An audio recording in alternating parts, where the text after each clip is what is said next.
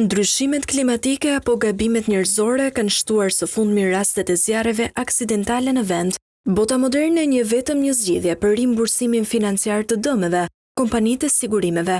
Kjo i ka lehtësuar shtetet nga përgjegjësia dhe ka rritur ndërgjegjësimin e qytetarëve për të menduar për fatin e pasurisë dhe jetës së tyre në rast fatkeqësish. Në Shqipëri kultura e sigurimit është ende në embrion. Qytetarët kërkojnë çdo gjë nga shteti, edhe si pasojë një kulture ku shteti ishte përgjegjës për gjithçka.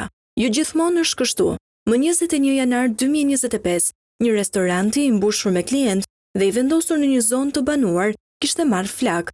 Zjarri kishte nisur nga sistemi i aspirimit dhe ishte përhapur me shpejtësi duke rrezikuar të gjithë të pranishmit.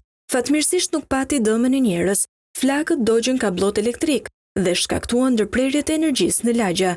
Sot ky biznes është rikthyer plotësisht në aktivitet. Fal vendimit për të siguruar pronën, Sigali u gjet menjëherë në krah të dëmtuarit. Për këtë biznes, një investim fare minimal rezultoi vendimtar, dëmi shkaktuar për llogaritej në mijëra euro. Pas shuarjes së zjarrit u bë vlerësimi i dëmit dhe brenda të njëjtës javë, procesi i kalimit të pagesës së dëmit u përfundua.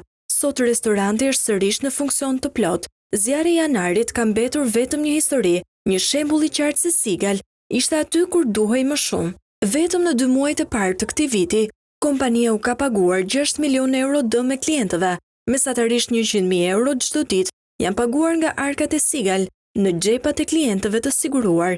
Kjo gatishmëri e bën lider të tregut prej 26 vjetësh.